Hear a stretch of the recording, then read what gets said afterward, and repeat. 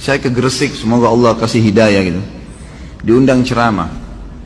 Bertepatan saya masuk ke masjid, ramai orang yang datang untuk dengerin ceramah. Tapi dari sisi lain, di dekat tempat itu rupanya ada satu kuburan. Saya tidak tahu kuburannya siapa. Tapi di situ banyak bus-bus gitu. Wow, macet. Jadi macet di kuburan sana, macet juga di masjid yang kita isi taklim nih gitu. Terus saya tanya pengurus masjid, Pak, ini kemana sih mereka-mereka ini? Oh, ziarah kubur Ustaz. Ada sunan siapa di sini? Oh begitu. Apa sih sebenarnya fenomenanya ini? Saya mau tahu nih. Nah ini dia bilang, ini travel ini yang orang-orang ini semoga Allah berikan hidayah. Jadi tidak berpikir masalah akhirat nih. Jadi mereka datangin kiai-kiai, kerjasama dengan beberapa kiai. Saya tidak tunjuk siapapunnya, tapi ini bahasa orang-orang situ sendiri. Jadi datang kepada beberapa kiai yang punya komunitas. Ini Pak Kiai, kita ajak ziarah yuk jamaah ke kuburan si fulan. Satu bus sekian puluh orang. Pak Kiai dapat satu orang 100.000. Negosiasi. Kalau datang itu satu hari bisa bolak-balik puluhan ratusan bus. Bolak-balik, apalagi di waktu tertentu. Yang penting Kiai bilang pergi sana, pergi sana.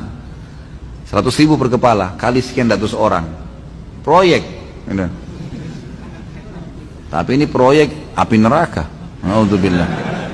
Ini berbahaya sekali.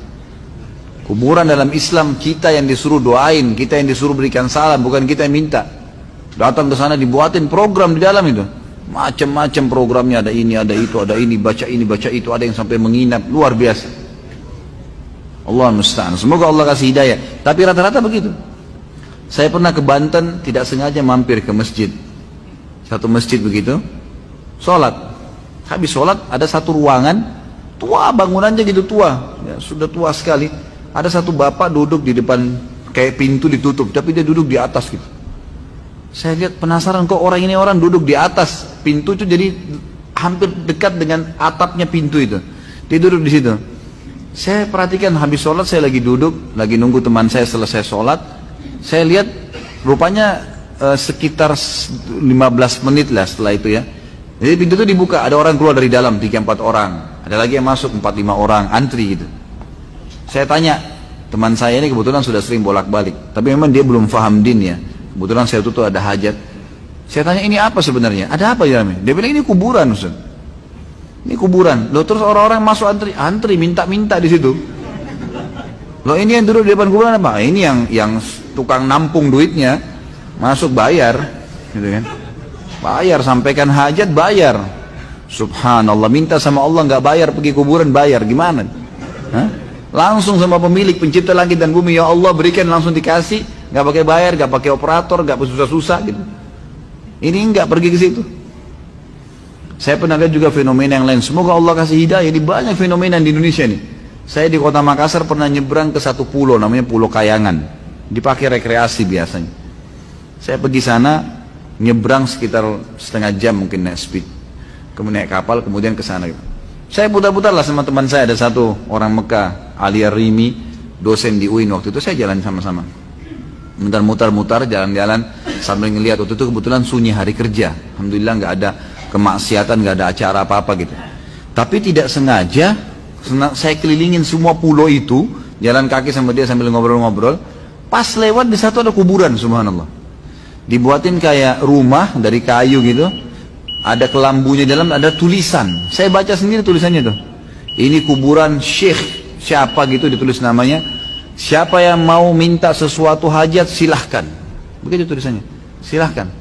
Boleh minta itu. Ada kuburan. Ini kuburan orang alim. Dan itu ada penjaganya. Itu nanti bisa bayar, bisa segala. Seperti itulah. Intinya ini semua berhubungan dengan masalah urusan-urusannya duit. Jadi syaitan menyesatkan, mereka juga mengambil manfaat-manfaat dunia yang sebenarnya tidak ada manfaatnya.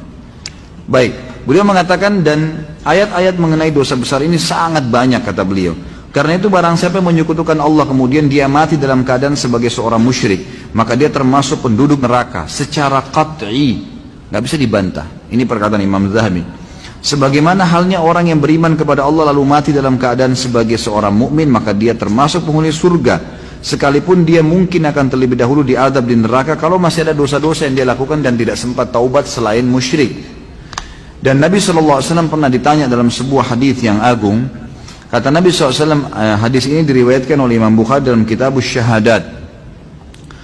Bab maqila fi syahada az-zur. Ya. Nomor 2654, Imam Muslim dalam kitabul iman, bab bayamul kabair wa akhbariha, nomor 87. Kata Nabi SAW, ala unabbikum bi akbaril kabair, maukah saya tunjukkan kalian induknya dosa-dosa besar sebanyak 3 kali. Thalathan. Qalu bala ya Rasulullah, para sahabat mengatakan tentu ya Rasulullah, kami mau. Qala al-isyraku billah, kalian menyekutukan Allah. Jadi sudah saya kasih contoh-contohnya. Jadi ini Allah murka betul sama mereka. Wa uququl walidain, dan durhaka dengan kedua orang tua. Wa jalasa wa kana muttaki'an, dan beliau pada saat itu lagi ya baring, kemudian beliau duduk. Lalu beliau berkata, yang ketiga, ala wa qauluz zur, sadarilah dan hati-hatilah dengan perkataan dusta. Qala fama zala yukarriruha hatta qulna laitahu sakat.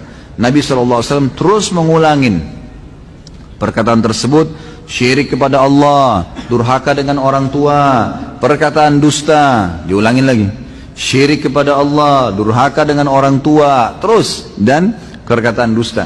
Kata para sahabat sampai kami berharap Nabi SAW diam, karena terus beliau ingatkan, hati-hati, hati-hati, ini berbahaya, gitu kan.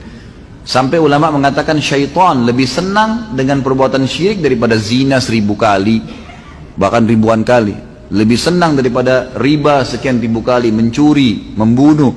Karena syirik ini sudah luar biasa. Langsung kalau syirik besar, mengulangi syahadatnya. Ini nggak bisa.